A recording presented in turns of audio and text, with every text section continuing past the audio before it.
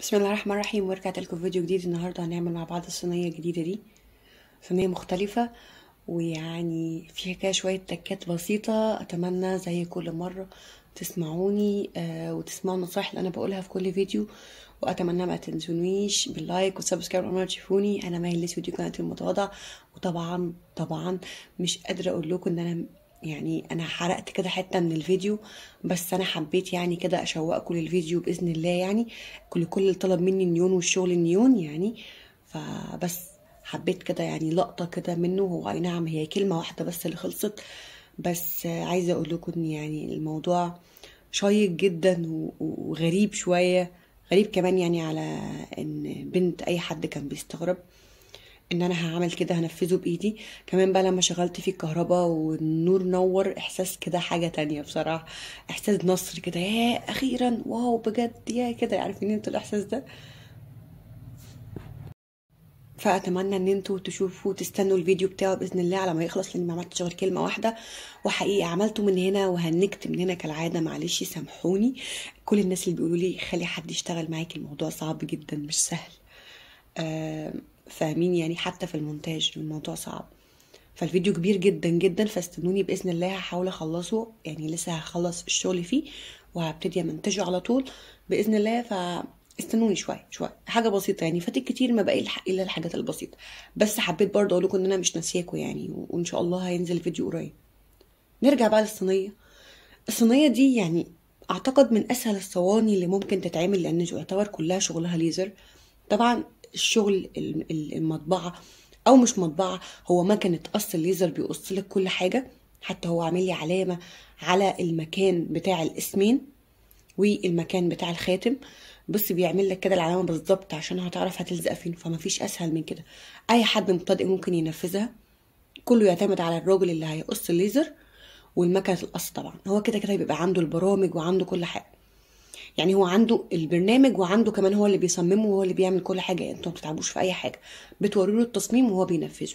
بيعمل لك مثلا عدد الخواتم، بيعمل لك اي حاجه للسلسله. الاسماء بقى طبعا لان كل اسم بيختلف عن التاني، التاريخ، الكلمه اللي انتوا عايزين تكتبوها، كل حاجه تتخيلوها بتبقى موجوده. للاسف لحد الان ما اعرفش مكان معين قص ليزر في القاهره، فاكيد اول ما اعرف انا اكيد هقول لكم. طبعا ده كان الامير اللي انا جربته معاكم قبل كده، اللي انا وريته لكم عند استاذ حسن في الخامات بتاعه النيون وبتاعه الاكليريك والجو ده. فبصراحه انا كان عجبني واستخدمته، كمان استخدمته في الشغل بتاع النيون. طبعا هتشوفوه في الفيديو اللي بعده. واستخدمته كمان في الصواني، يعني الحته اللي بتركب فيه دي لطيفه قوي. طبعا بنفك اي حاجه زيادات، لان ممكن يكون الراجل ما شالهاش او كده. ممكن نستخدمها في اي حاجه تانية نبتكر بيها اي حاجه تتخيلوها. تمام. انا بقص ليزر عندي في الشرقيه فلحد الان يعني. فبصراحه ما اعرفش اي مكان قص ليزر في القاهره، عشان الناس اللي هتسالني. الصواني دي من الصواني اللي ممكن تتكلف قص ليزر بس لوحدها، يعني ممكن من هقول لكم من 120 مثلا 130 كده، حسب الراجل اللي بتقصه عنده، حسب الكميه. لان هو بتتحسب بالدقيقه، هو ما بيقولكيش سعر الدقيقه ايه، هو بتتحسب كده يعني، فاهمين؟ حسب طبعا الخشب برضو، عشان اقول لكم الدهب ده بيبقى اغلى سيكه. هي ليه حسبه بقى، هو بيقول لي في الاخر التمن كذا وخلاص. تمام. طيب انا بدات بقى بصوا بالامير ده، ان انا يعني ممكن تستخدموا اي امير برضو يعني، بس انا برضو ايه، حبيت اقول لكم ان ده ما شاء الله. التاني لو انا بستخدم الامير التاني العادي بستخدم واحده كل مره، فده ما شاء الله لحد دلوقتي مكمل معايا، ربنا يعني يدي الصحه. طبعا بنحدد بقى الاسماء نحطها مكان المكان اللي موجود ده، ده بيبقى مكان للتاريخ. فيعني سهله جدا فعلا حقيقي، اي حد مبتدئ ممكن ينفذها. هي بس محتاجه، عارفين الممارسه بس في ايه، او التكنيك في ايه، انك تثبت الحرف غلط. لو الامير ده في لحظه بينشف، لو يعني اتلزق غلط مع حركه بسيطه، خلاص بقى انت هتيجي تشيله الاتنين من بعض هيتكسروا. تمام. انا بشكر بجد كل الناس اللي بتعلق تعليقات لطيفه، وحقيقي انا مش محتاجه اكتر من دعواتكم الفتره دي يعني. عايزه اقول لكم ان انا حتى لما بعمل فويس ريكفر الفتره دي انا بقيت بتكلم بصعوبه، باخد نفسي بصعوبه، بفضل اوقف كتير قوي عشان اعرف اكمل الكلام. فسامحوني لان انا ممكن بعد كده اعمل لكم فيديوهات من غير صوت اصلا. فربنا بس يستر بس ويعدي الفتره دي على خير. دعواتكم كتير كتير كتير. طيب بصوا، انا طبعا بيبقى في مكان لانك تحطي فيه، بيبقى زي اسمها عشان ما علينا اي اسم يعني، بتبقى ليه مكان يعني بيدخل فيه الحركه دي، الستاند ده او حته الخشبه دي. في بقى ساعات بيعصلك زي ما عملت معاه الاولانيه الكبيره الدايره دخلت بكل سهوله، لكن دي عصلجت. هقول لكم بقى تكايه عشان لو عمل كده معاكم. بالكتر بالراحه، وخلي بالكم لان كان الكتر حامي جدا، فانا كنت خايفه برضو اتغيبه شويه. بصوا بالراحه جدا، اكنك بتعملوا تقشير خفيف خالص لطبقه، بس علشان ايه؟ بنصغر الخشبايه. لو كان في مثلا خشبه طالعه، خشبه معموله، بصوا زي الحركه اللي قدام دي، ممكن دي هي اللي تخليها ما تدخلش مكانها. فبالكتر كده بالراحه، وخلي بالكم عشان ما تعوروش وبس. بعدين بنرجع ندخلها تاني، مفيش اي مشكله.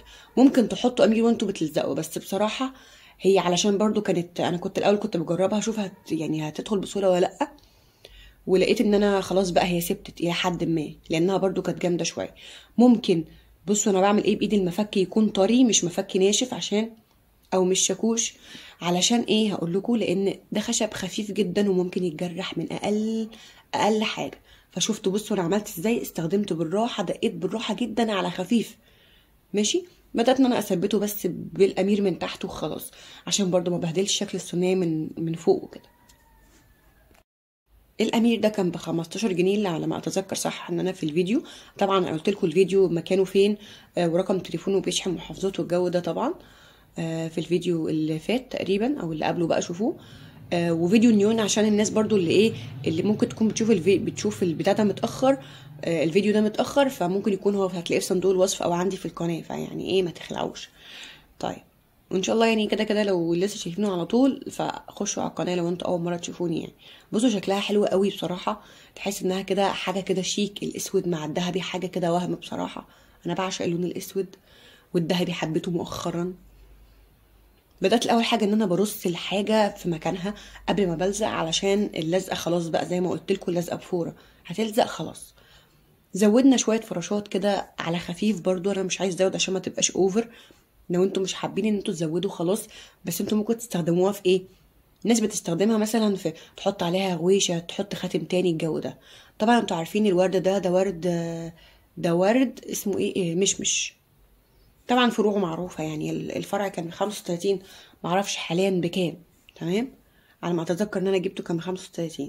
بدأت ان انا اقطف منه كده يعني حاجه بسيطه. طبعا الورد ده عشان مش مكلف قوي، فالسعر الصينيه ممكن يبقى متهاون. انتوا ممكن تحطوا اي نوع ورد، وممكن تكلفوا الورده زي ما انتوا عايزين بقى. تمام. الناس بتحط قرنفل. بدأت بقى، بصوا اول حاجه هشيل منها الزيادات اللي تحت دي، عشان لما نيجي نلزقها تبقى يعني مستقيمه كده، مفيش حاجه بارزه فيها او تتعوج او حاجه. بس كان عندي لولي وبدأت ان انا استخدمه. كان عندي يعني عندي لولي بصراحة من فترة، ممكن تقدروا تجيبوه بالجرام من عند اي حد بتاع اكسسوارات، يعني ممكن يبقى ب15 ب20 جنيه حسب بقى الكمية. ممكن تقولوا هات حبة كده وهو يوزنها لكم بالجرامات وهيقول لكم سعرها قد ايه. تمام.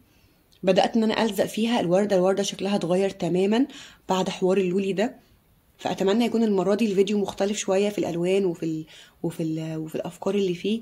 وفكره برضو الورده اللي في اللولي دي برضو لطيفه. في ناس بتحط على الورد التاني، بصراحه ما بحبش استخدم، او ما بقتش بحب بصراحه، عشان الناس اللي هتشوف فيديوهاتي قديمه زمان جدا كنا بنستخدم الورد الفل، عشان هو كان الى حد ما سعره الطف حاجه. لكن بصراحه الورد التاني احلى بكتير بكتير، الورد اللي هو العادي يعني. طبعا هنبتدي بقى نلزق. بصوا يعني كل حاجه يعني كل بقى اللي احنا حاطين كل حاجه مكانها نبتدي نلزقها تمام في مكانها. ده حرف اليو لو انتوا خدتين بالكم، اللي هو كان بتاع الخاتم اللي فوق ده بتاع التاريخ. فبدات ان انا الف حواليه. حوار الخواتم دي لطيفه قوي، وممكن تبعدوا عن الخواتم عنه وتستخدموها مكان الاسوره زي ما انا قلت لكم من شويه.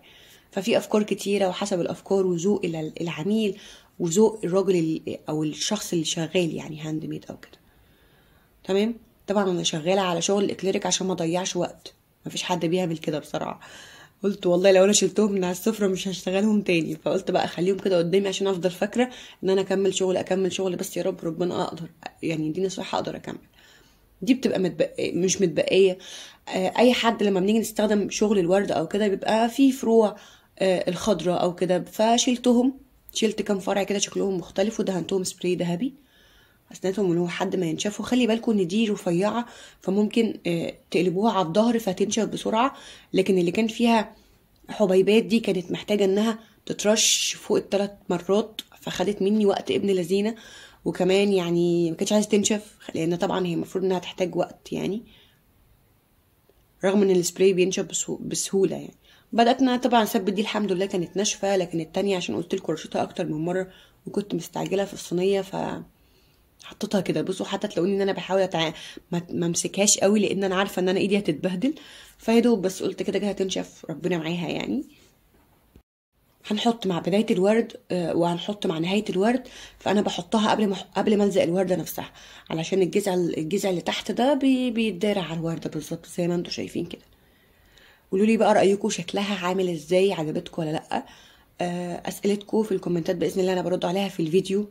في اسئله برضو عليها والله في الكومنتات زي ما انتوا عايزين، وفي اسئله برضو عليها على الانستا زي ما انتوا عايزين.